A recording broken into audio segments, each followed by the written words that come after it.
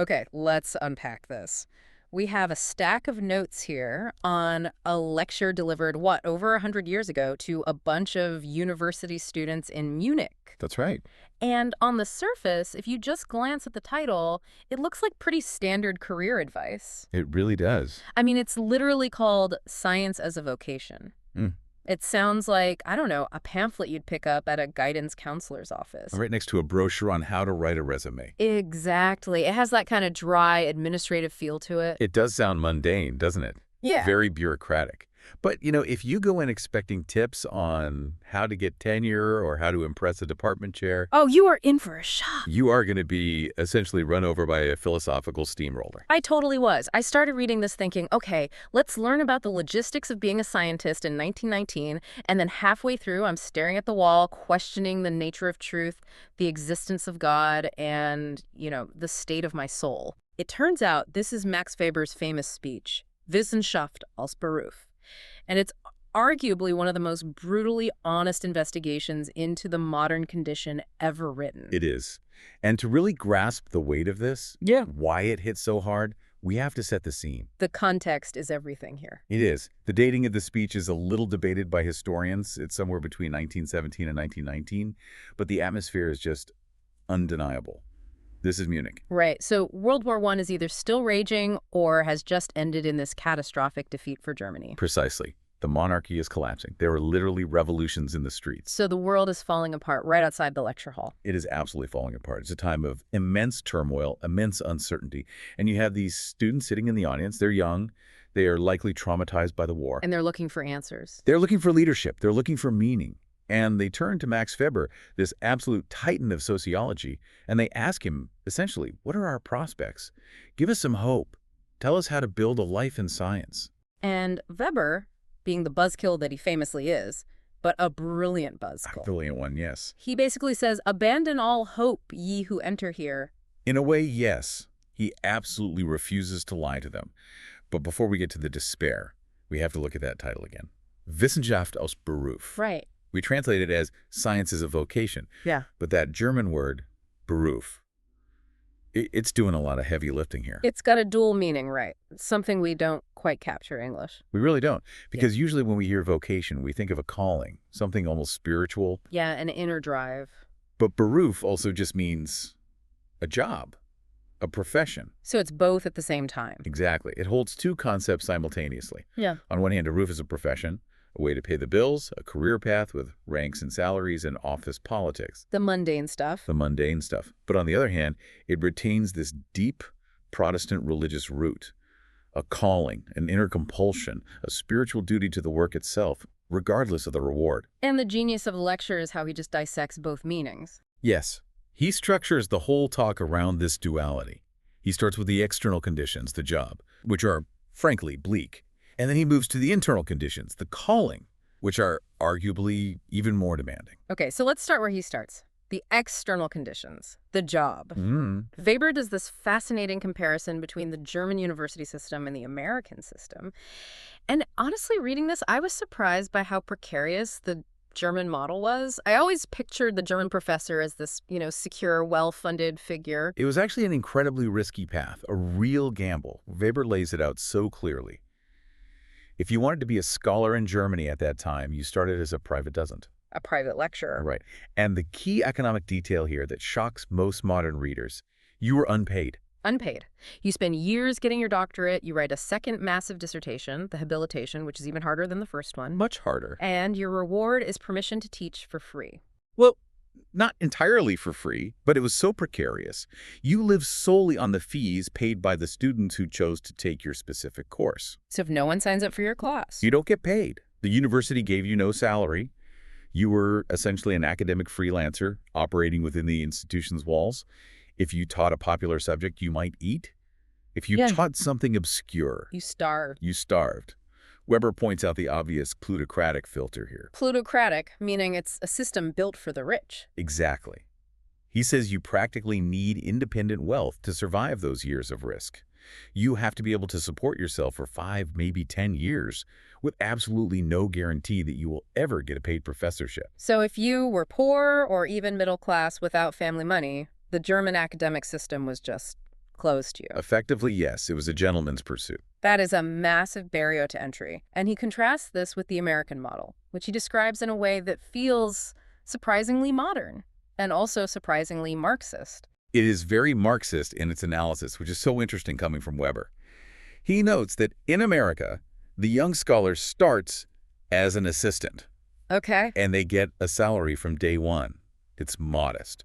Weber calls it a starvation wage, actually, but it is a fixed income. You can survive on it. But there's always a catch. There's always a catch. The catch is that the American assistant is essentially an employee. Weber explicitly compares the American university to a state capitalist enterprise. A state capitalist enterprise. Yes, and he says the scholar is separated from the means of production. That's such a wild comparison for a university. A scientist separated from the means of production. That sounds like factory talk. But think about it. Yeah. It makes sense. In the old days, say a chemist or a physicist in the 18th century, they might own their own little laboratory, their own equipment, their own library. Right, it's their personal workshop. But in the modern university, specifically the American style that was emerging then, the institute is this massive, expensive facility. The laboratories, the huge libraries, the diagnostic equipment, these are owned by the institution. So the scholar is just a worker. The scholar is just a worker who depends on the boss, the institute director, for access to the tools of their trade. Weber says the assistant is basically a quasi-proletarian. So the assistant has job security, sort of, but they lose their independence. They become a cog in the machine. A cog in the machine. And they can be fired if they don't produce what the boss wants them to produce. Correct. And Weber sees this as the future. He predicts that German universities are becoming Americanized. They're shifting toward these large, bureaucratized, capitalist enterprises where the sheer scale of funding and equipment requires a hierarchical structure. And he was right. I mean, history has proven him largely correct. Completely. The lone scholar in his study has been replaced by the research team in the corporate university. But okay, so regardless of the system, German or American, Weber seems terrified by the role of chance. He just keeps coming back to this idea that academic success is a total gamble. It's one of his most humbling admissions, especially for a man as successful as he was. He tells the students bluntly, academic life is an utter gamble. It is not a meritocracy. Not at all. We love to believe that talent rises to the top, but Weber says that if you look at who gets promoted, who gets the department chair, it's often the mediocrity rather than the genius. That's kind of comforting, actually. Work hard, be brilliant, and watch the guy who's just okay get the promotion. Well, it's human nature, though, isn't it? He Yeah. talks about the cooperation difficulties in faculties. Departments are run by people, and people hire people they're comfortable with, people who don't threaten them, or just, people they like having lunch with. True. He frankly says that chance plays a larger role in academia than in almost any other profession. He even admits his own success was largely due to luck, while brilliant peers of his were left behind. And then there's the teaching aspect. This is something that really stood out to me because we so often assume that a great researcher is automatically a great teacher. And Weber says, no way. Not even close. Not at all. He cites Hermann von Helmholtz, one of the greatest scientists of the 19th century. I mean, this guy figured out the conservation of energy, the speed of nerve impulses. A giant. A total giant. And Leopold von Ranke, the father of modern history, both of them apparently were terrible teachers. Their lectures were empty. Or just confusing or boring. Weber's point is that the talent for research, which is a logical investigative talent, and the talent for teaching, which is a pedagogical, almost performative talent. They're two totally different things. Completely different. It is a total accident if they happen to exist in the same person. But the universities force them together, and this leads to what Weber calls the crowd-pleasing trap. Oh, this is a warning that rings so true today in the age of social media and TED Talks. Weber noticed that administrators, and even the government, would judge a professor based on enrollment numbers. If a lecture hall is packed, they assume, well, he must be a good teacher. And Weber says this is so dangerous. It's incredibly dangerous. It encourages prophetic teaching, or just using flashy rhetoric to entertain rather than to educate. He says he has a profound distrust of courses that are popular. Because if you're really teaching science, it shouldn't be easy to swallow. It shouldn't be a show. Precisely. For him, the goal of teaching isn't to draw a crowd or to be loved by your students. It's to train independent thinking. To force them to deal with difficult concepts. Yes, and that is rarely a crowd-pleasing activity. The teacher who really challenged you is rarely as popular as the one who just confirms what you already believe. So, okay. The external conditions are a total mess. It's a financial risk, it's bureaucratic, success is based on luck, and the system rewards popularity over rigor. If I'm a student in that lecture hall, I am already looking for the exit.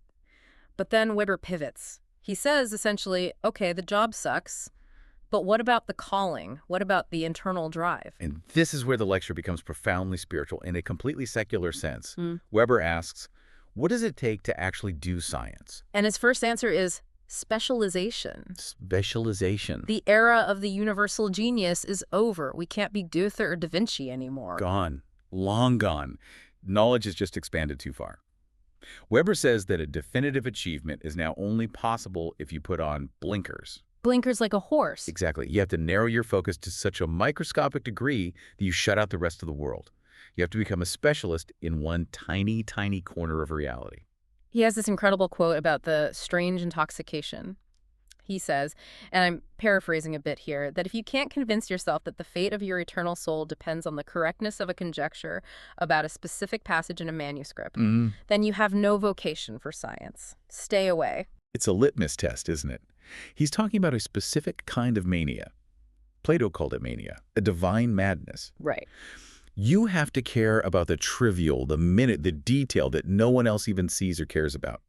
If you don't have that obsession, that ability to find the entire universe in a grain of sand or in a footnote of a medieval text, you aren't a scientist. You're just a worker. You have to be able to be completely absorbed by something that the rest of the world thinks is totally irrelevant. Yes. But isn't that, I mean, that sounds so cold, staring at a manuscript for 10 years. But Weber seems to argue that science isn't just cold calculation, though. He brings up inspiration. This is a crucial distinction he makes. Weber fights against the idea that science is just a factory process, where you turn a crank, follow a method, and truth just comes up the other end. Right. He compares the scientist to the artist. He says science requires an idea, an intuition, a spark. And you absolutely cannot force an idea. I loved his examples here. He says ideas don't come when you're slaving away at your desk. They come when you're smoking a cigar on the sofa. Or walking up a slowly rising street. Right. He's referencing Helmholtz again there. The point is that inspiration requires a combination of things. It requires the stonemason's work, the rigorous, boring preparation, the data gathering, Like hard grind. the hard grind, but it also requires that moment of release, the cigar, the walk. The brain needs to process all that work in the background. And he makes a very interesting point about the amateur. He says an amateur can have a brilliant idea, sometimes even better than the expert. So what's the difference then? Why do we need experts if amateurs are having the great ideas? Well, the expert has the method of work. The expert knows how to verify the idea, how to control for variables, how to weave it into the existing body of knowledge. So the amateur just has the flash of insight. The amateur has the flash but can't do anything with it. They lack the rigor, so you need all of it. The passion, the mania, the hard work, and the inspiration. He also takes a pretty big swing at the personality cult, which feels incredibly relevant to our era of influencers. Well, absolutely. Weber was seeing this rise of people wanting to be unique personalities. Yeah. In academia, this manifested as professors trying to be these larger-than-life figures, trying to imprint their own soul onto the science. And Weber hated this. He detested it. He says true personality in science is strict devotion to the subject. You serve the work. You don't use the work to shine a light on yourself. So the scientist should be invisible. Ideally, yes. Yeah. In the work itself. He compares it to art. The greatest artists serve the work, not their own ego. Huh. If you appear on stage as the impresario of the subject, trying to dazzle the audience with your brilliance rather than the brilliance of the findings, you are a fraud. Okay, so Yeah. you have to suffer the external risks, and internally you have to be obsessed, maniacal, and humble enough to serve the subject without ego. But this is where it gets really dark. Weber brings up the tragedy of progress, and this is the part that really, really stuck with me. He contrasts science with art. This is the philosophical core of the entire lecture. Weber asks, what is the essential difference between a work of art and a work of science? And the answer is? He says a work of art is fulfilled. A painting by Rembrandt or a sculpture by Michelangelo, if it is perfect, it will never be surpassed. It stands outside of time. It's complete in itself. We don't look at a Renaissance painting and say, well, that's obsolete now. But science. Science asks to be surpassed. That is its very nature. It is an infinite progress. Every discovery we make, every theory we prove, is destined to be made obsolete in 10, 20, or 50 years. It's the Sisyphean rock. You push it up the hill, you make a discovery, and you know that someone else is going to come along and push it even further, making your work essentially an antique. Exactly. Weber says this is the specific fate and the specific meaning of scientific work. We work so that others can go beyond us. Our triumph is to be forgotten. Which raises the huge existential question. If everything we do is destined to be forgotten and outdated, why do it? Why do it? Right. If art is eternal, art makes sense. But if science is disposable, what is the meaning of it? Why dedicate your life to something that will just be thrown on the scrap heap of history? And this leads us directly to the most famous concept associated with Weber, the disenchantment of the world. Die Entzauberung der Welt. It's such a beautiful and haunting phrase. Weber is trying to define what this process of rationalization actually means. He says, look, do we actually know more about our daily lives than the savage, and he's using the terminology of his time, knew about his? And the answer is no. This is where he uses the streetcar analogy. Yes. He says, we ride the streetcar to work every day, but do any of us have any idea how it works? Do we know the mechanics of the motor, the physics of the electricity, the friction coefficients? No, not at all. We just count on its behavior. We trust the system to work. But the savage, as he calls him, knows exactly how his tools work. He knows the arrow, the bow, the environment, inside and out. So rationalization isn't about having more knowledge in our individual heads. Not at all. It's about the belief that we could have it. It's the potential. It's the core conviction that there are no mysterious, incalculable forces at play. That if we wanted to, we could, in principle, master all things by calculation. So the world becomes a mechanism, not a magical garden. Yes. We no longer need to pray to spirits to get the rain to fall. We use irrigation and meteorology. We have disenchanted the world. We've stripped it of magic and replaced it with calculation. And while that sounds like progress, we have medicine, we have technology. Weber brings in Leo Tolstoy to explain the heavy cost of this. Tolstoy is the perfect counterweight here, because Tolstoy argued that because science and progress are infinite, death itself has lost its meaning. That is a heavy statement. How does progress kill the meaning of death? Well, think of a peasant in the old days. He uses Abraham from the Bible as an example. He died old and fulfilled. He saw the cycle of life. He passed it on. He had seen enough. The harvest was in. His life had a natural arc and a natural conclusion. But modern man, we are placed in a stream of infinite progress. There is always a new invention next week, a new discovery next year, a new cure, a new planet to explore. We can never reach the end of the story. Never. So when a modern person dies, they aren't fulfilled. They're merely tired. Just die. They're ripped out of the stream of progress that just continues without them. They miss the next chapter. And because the process is endless, the individual life feels like a fragment, incomplete. That is incredibly depressing. It is. And Tolstoy's conclusion from this is that because science places us in this infinite race with no finish line, it cannot answer the only question that actually matters to us as human beings. What shall we do and how shall we live? And Weber agrees with him. He does. He admits it freely. Science can give you clarity, it can give you tools, it can tell you how to build a bridge, and it can calculate if that bridge will fall down. But it can't tell you whether you should build the bridge. Exactly. It cannot tell you if the bridge is a good thing for society. It cannot function as a moral compass. It's value neutral. This leads him into a kind of history lesson, or maybe a history of illusions. He talks about how we used to think science was the answer. He brings up Plato's cave analogy. Right. In the ancient world, science or philosophy was the sun. It was the path to true being. If you broke the chains of illusion and went out of the cave, you saw the truth. You saw the forms. Science was the path to ultimate reality. And then in the Renaissance. In the Renaissance, science and art were seen as a path to true nature, which was essentially God's creation. By studying the anatomy of a hand or the motion of the stars, you were studying the mind of God. Leonardo da Vinci wasn't just painting, he was worshiping through investigation. Even the Protestants, the Puritans, had a version of this. Even them. They believed science was the way to find God in his works, since he was now hidden from direct contact. By understanding the mechanism of the world, you honored the architect. But Weber says, look around now. In 1919, does anyone today seriously believe that studying physics or biology is a path to God? If anything, it's the opposite. It's the opposite. Weber says science is specifically godless. It creates a world that is alien to God because it explains everything through causal mechanisms, not divine will. And it certainly isn't the path to happiness, as Nietzsche so brutally pointed out with his critique of the last men, those creatures who have comfort but no soul. So all the old justifications for doing science, God, happiness, truth with a capital T, they've all collapsed. They've collapsed. So we are left in a disenchanted world with a job that's risky and bureaucratic, working on things that will be obsolete with no moral compass provided by our work. Why on earth is Weber still telling these students to do it? Why didn't he just tell them all to become farmers? Because of integrity. And this brings us to the ethics of the classroom. Since science can't give us values, Weber is absolutely adamant that professors must not try to impose their own values on their students. This is the no profits rule. Correct. He condemns the profit in the lecture hall. He points out the power dynamic. The students are forced to be there for their careers. They have to listen. They can't interrupt or contradict the professor. So it's a captive audience. It's a captive audience. And Weber says it is cowardly to use this protected space to preach your political views or your personal worldview. He compares it to a soccer star, right, or a vegetable seller. Yes.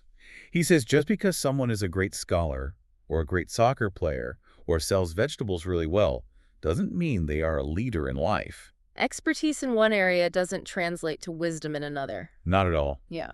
We see this all the time today, don't we? Yeah. We expect actors to have political solutions or tech billionaires to solve social crises. Exactly. And Weber says, stop it. Being an expert in chemistry qualifies you to teach chemistry, not to tell students how to vote or what the meaning of life is. If you want to preach, he says, go to the marketplace, go to the streets where people can argue back, but don't do it in the classroom. So what is the role of the teacher then? If you can't lead, if I can't tell my students what is good or bad, what am I even doing up there? You are there to provide inconvenient facts. This is one of my favorite concepts from the whole lecture. Weber says a good teacher should force a conservative student to face facts that undermine their conservatism, and they should force a liberal student to face facts that undermine their liberalism. So the goal is to make everyone equally uncomfortable. The goal is clarity. The teacher's job is to say, okay, you want to take this political position? Fine, but you need to realize that to achieve it, you must use these means, and those means will have these specific consequences. So you're helping them figure out the cost of their beliefs, the logic of their position. But you don't tell them which beliefs to hold. That is what he calls value neutrality. And this seems to link directly to his idea of the warring gods. This was a really striking image, almost mythological. It's the climax of his argument about values. Weber says we live in a world of polytheism of values. In the ancient world, people sacrificed to Apollo or Aphrodite, and those gods were often in conflict. You couldn't serve both equally. Right. Today, he says the gods are abstract values, but the conflict is just as real and just as irreconcilable. He gives that great example of the Sermon on the Mount versus the Code of Honor. Yes, let's break that down. The Sermon on the Mount says, turn the other cheek. That is an ethic of saintliness. It says suffering injustice is better than committing it. Okay. The Code of Honor, or say the ethic of a politician or a warrior, says resist evil. If you don't resist evil, you are complicit in its victory. And both of those sound good on some level. They do. But they are mutually exclusive. You cannot turn the other cheek and strike back at the same time. Weber says, science cannot tell you which one is right. They're just different. They are fundamentally different value systems. They are warring gods. And you have to choose which god you will serve. And science cannot make that choice for you. That's terrifying in a way, because we want science to be the arbiter. We want to be able to say science proves that this policy is the correct one. And Weber says that is impossible. Science can tell you the effects of the policy. It can tell you the cost, but it cannot tell you if the effects are good or just. That decision belongs to the realm of fate and personal choice. So trying to scientifically refute an ethical position is, in his view, just arrogant and impossible. Completely. You can't use a microscope to find the concept of justice. So we've stripped away everything. No God in the lab, no eternal fame, no moral roadmap from our work. What is left? How does he close this out without everyone just walking into the Munich River? He offers a choice, a very stark choice. He says, on one hand, you can return to religion. He calls it the sacrifice of the intellect. If you need meaning so badly that you can't handle the uncertainty of the modern world, go back to the church. The arms of the old churches are open wide, and he respects that as long as it's genuine and not just a public performance. But for those who can't do that, for those of us who want to pursue science and stay in this disenchanted world, For them, the vocation is intellectual integrity. It's the discipline to look the world as it is, disenchanted, complex, void of inherent meaning, and still do the work the work of providing clarity. of providing clarity, of mastering the technical problems, of facing the inconvenient facts without blinking. It's a very stoic kind of heroism. It's not glorious, but it's solid. It is. And he ends with that powerful admonition. He tells the students, do not wait for a prophet. The prophet isn't coming. The streets are empty. Instead, meet the demands of the day. Meet the demands of the day. What does that actually mean in practice? It means focus on the work right in front of you. Fulfill your damn duty, as he puts it, in your professional and your human relations. So it resolves that tension between the job and the calling. Exactly. The job is the daily demand. The research, the teaching, the paperwork. The calling is the integrity with which you do it. You don't do it to save the world. You do it because clarity is the one service you can honestly offer in a confusing world. So what does this all mean for us today? I mean, we aren't all trying to be professors in 1919 Munich, but this feeling of disenchantment, I think we all feel that. Absolutely. We live in a hyper-rationalized world.